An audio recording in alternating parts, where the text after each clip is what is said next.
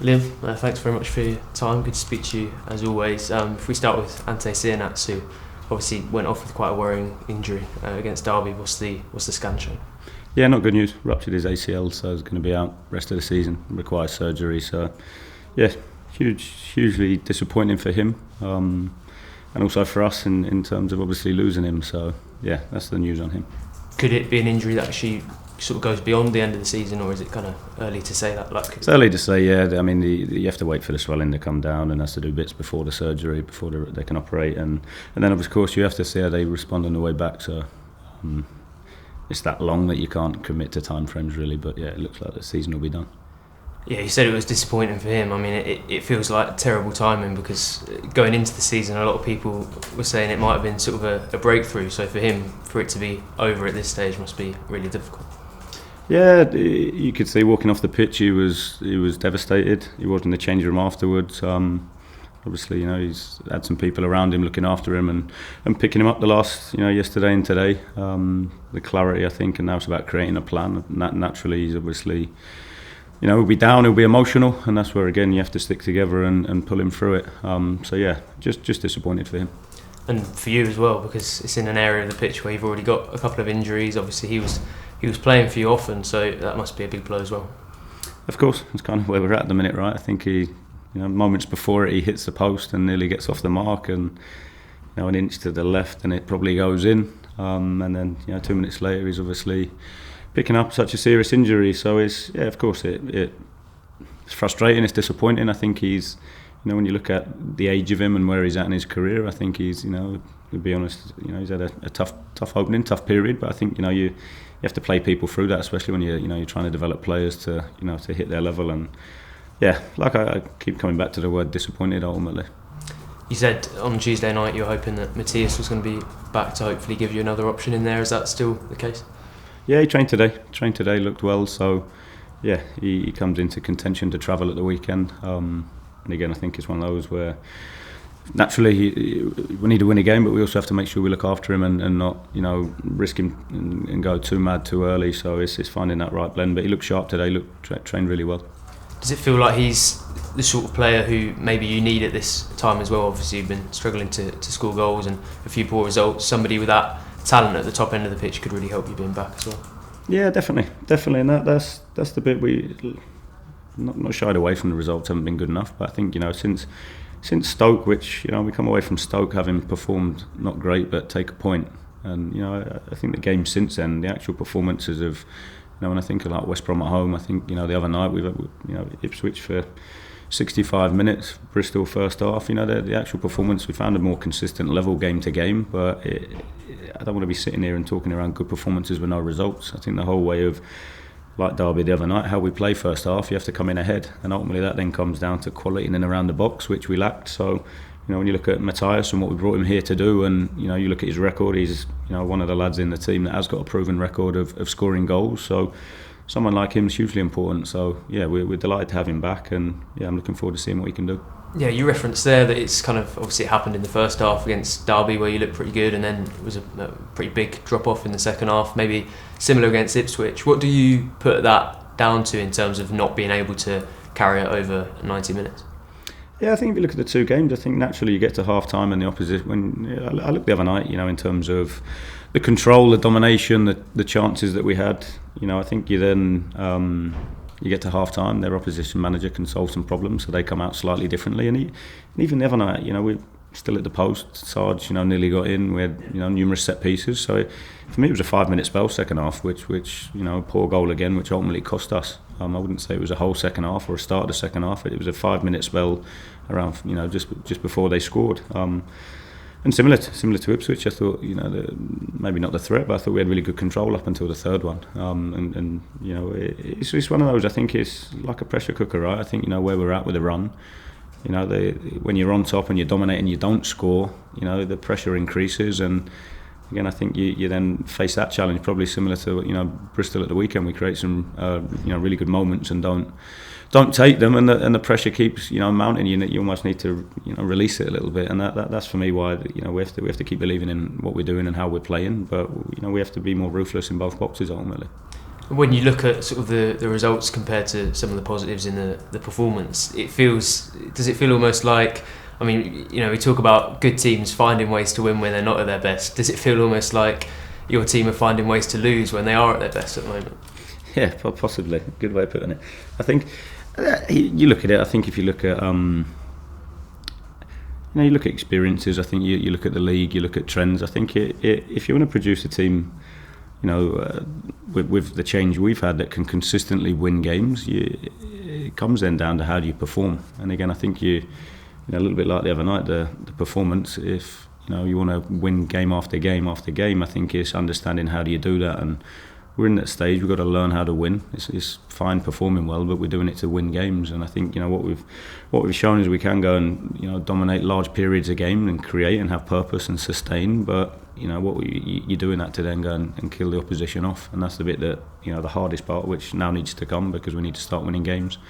And I think if you just look at the chaotic nature of the league, I think it's very much about how do you go on runs. And again, I think that's what will happen. I do believe it. I think when I look at some of the performances, West Brom one that drives me insane when I sit here in terms of thinking how on earth did we lose that game. I think it's one of those where we've shown against other championship teams that we can go and dominate. And like I said, I'm confident that when we do get a win, we'll go on a run. Yeah, if I can just check on a couple more injuries. Ben Krezene, I know you've spoken about him, but where is he now? Is it still too early, you're thinking, for the weekend? Yeah, he still needs another week, I think, and then we'll see him, probably not next week, the week after, in terms of reintegrating fully into training. And like I say, he looked good in the conditioning work he was doing today, but yeah, he's progressing well. And what about Bishamahova? Yeah, it's no change in that. Still, in terms of the plan, won't be available for the weekend. But then, in terms of it, expecting Forsen back next week, which will be good. So to have him back in and around the group, a big positive. And that's, I think what we need is some energy in that top area, and someone that having missed a period of time, I'm sure will be coming back hungry, desperate to go and get some goals. Yeah, I was going to ask you about him. That's good news, particularly because it feels like you've been playing maybe a few players in that number 10 position who haven't been there too much. So to have someone who's maybe a bit more natural there must be a big boost for you as well. Yeah, massive. Be great to have him back, definitely. Yeah.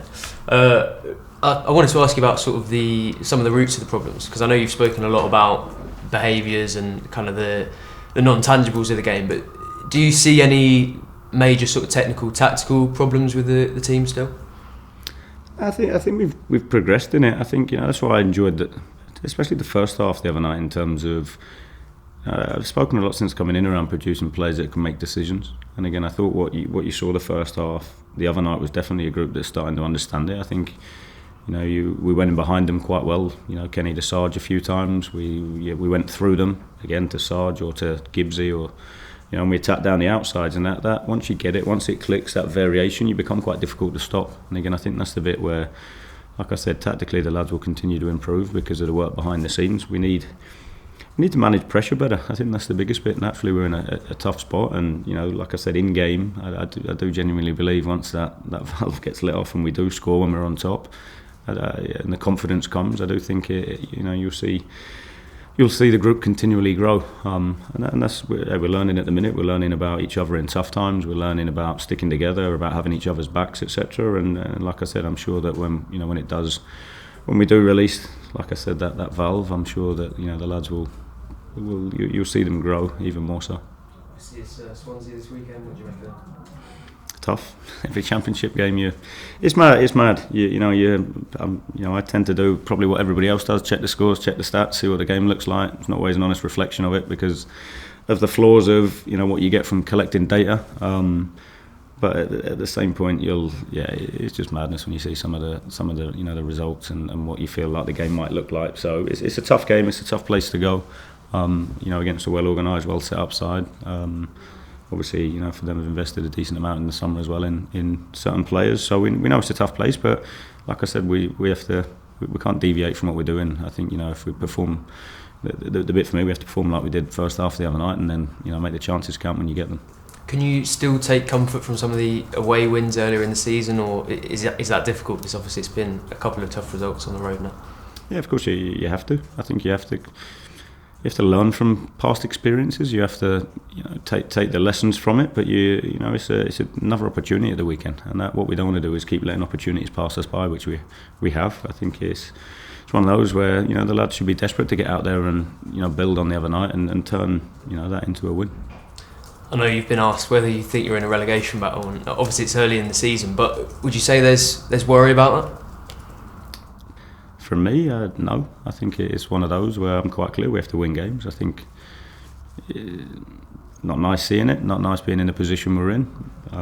Never shied away from that fact. Always, we'll always step up and take responsibility for it. But again, I think it's when I see what I've seen in recent weeks, I believe in the group. I believe in if the lads step up and take responsibility. I came from a little bit after Bristol game at the weekend. When I saw them again the other night, I thought they did, and that's the bit that will change it. That's the bit that will get us to wins. But when you look at so many of the games, the moments of quality that we've produced, I still believe that a lot of the games have been decided by us in the wrong way. It's now making sure that we decide the games in the right way by executing the actions in and around the box and not giving away soft goals.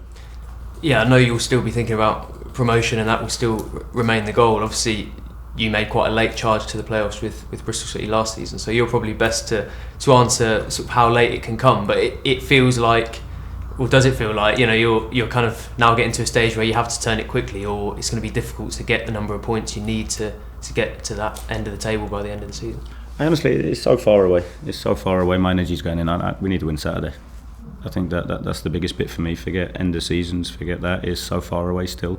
What we can't do is focus there and keep letting games drift us by. And I think that's the biggest bit is where we're at. We have to change where we're at, and that starts by Saturday. Let's not think too far ahead. We have to give everything to make sure that we try and win Saturday. I have to ask you about something that happened after the game the other day, because Shane Duffy, obviously one of your most experienced players, was kind of interacting with fans and going back to fans in a relatively unsavoury way. I know he's now apologised, but I just wanted to get your reaction when you saw that. Yeah, got informed about it. I said I'm on social media, so I didn't see it. You can't do it in today's world. You can't do it. Spoke with him this morning. We spoke to him in the office. He again apologised for it, but you can't do it ultimately, and that for me is as simple as that, really.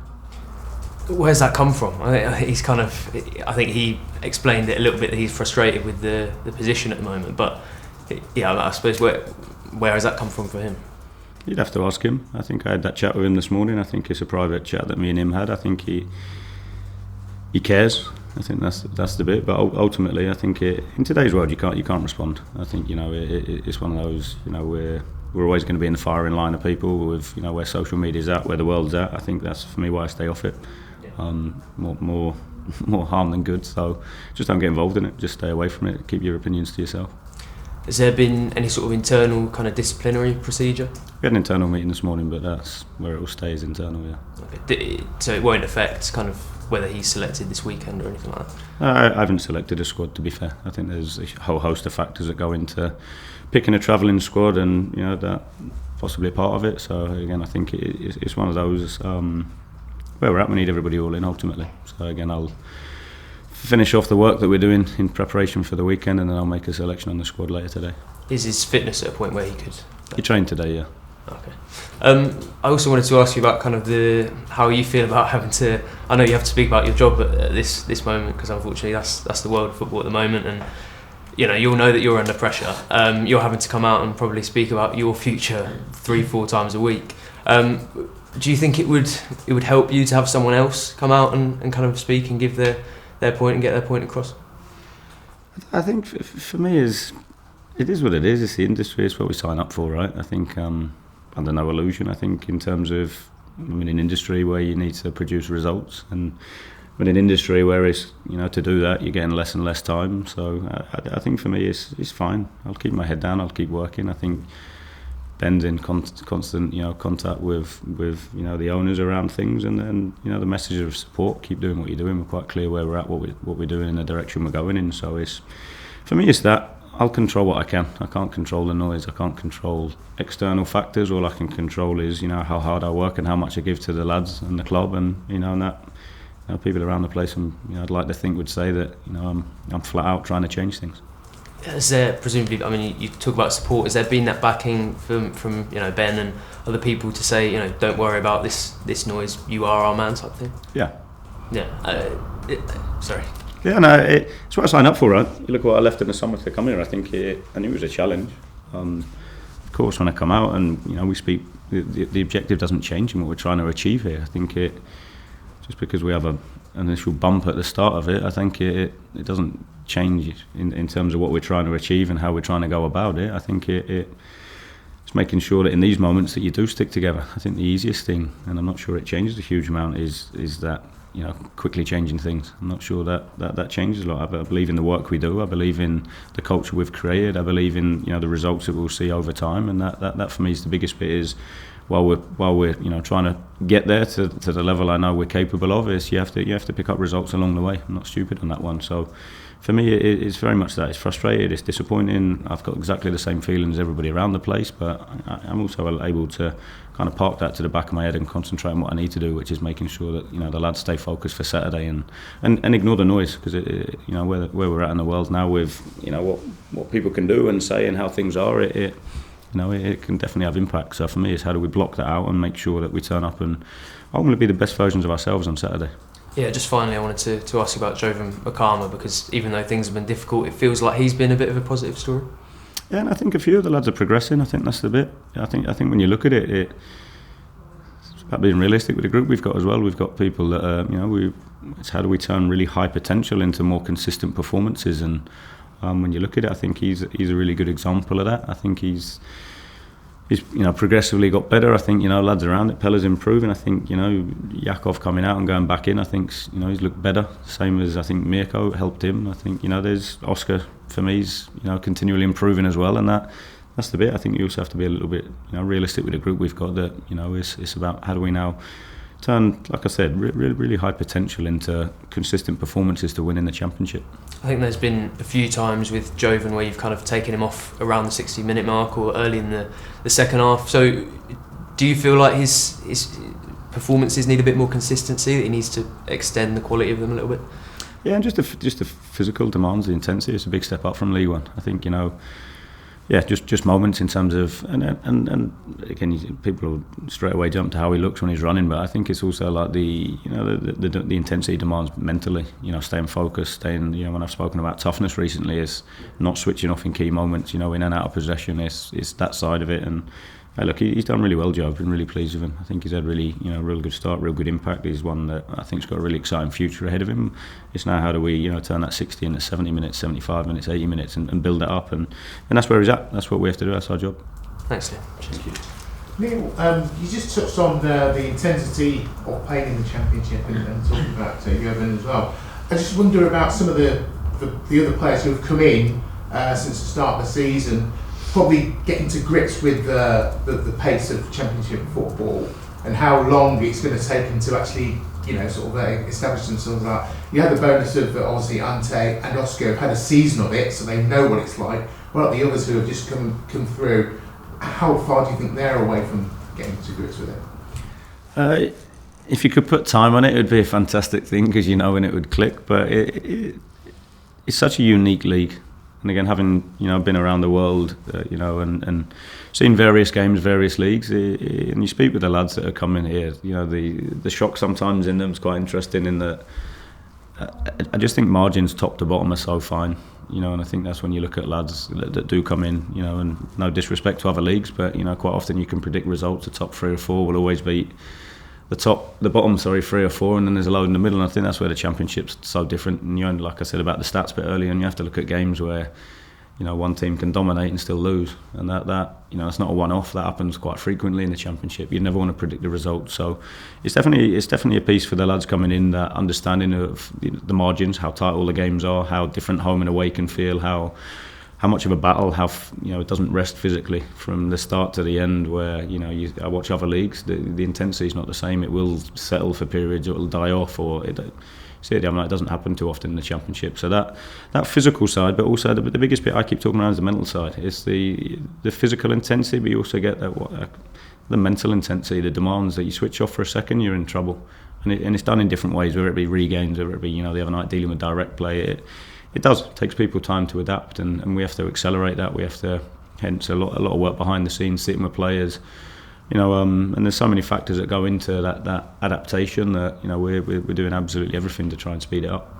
You said after the game against at the weekend against Bristol City that you wanted more players to basically sort of take control of the situation. If things are going wrong, that sort of stuff. So did you see more of that at Derby? Yeah, definitely did. I think that. Look, I'm my own biggest critic. I'll look at myself first and foremost before I go for anybody else. And then even then, it's not about going for people. It's around, if we want to be successful and win, what do we have to do in order to do that? And again, I think I look at it, and I've always got game plans, right? No, of course not. But I think when you look at aspects in the game of how do we cause the opposition problems to Bristol at the weekend in terms of trying to attack down the outsides and getting behind them, we caused a few problems with that first half, and then it's how do you keep doing that? And then the other night, I thought that was a bit from the weekend in terms of when the pressure hit a little bit, and we're the longer the game goes on, go and grab it, make the most of the opportunity, go and be brave enough to take responsibility and make decisions and ask questions and put balls in the box and take people on. I saw that the other night for large periods, and that's all I ask. It's not about always getting it right or always getting it wrong. It's always committing to making a decision and trying to have impact, and that's. We, like I said, we have structures, we have ways of working, but within that, I empower the players a lot to own aspects of it. And again, I thought, especially first half the other night, saw huge elements of it. So it was definitely a step forward. Yeah. And finally, just about some of the older players in the squad, the ones who have been here a little bit longer than the building and others. How much are they helping to drive the dressing room as well? Because you can't talk about everything and be there all the time. How do they drive it? Yeah, I'd say a few. Kenny's been top.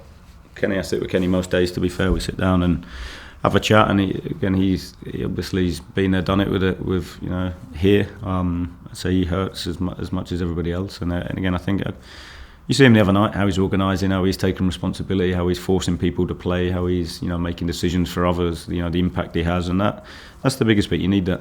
And again, I think what we have got in there is a group of lads that are all in.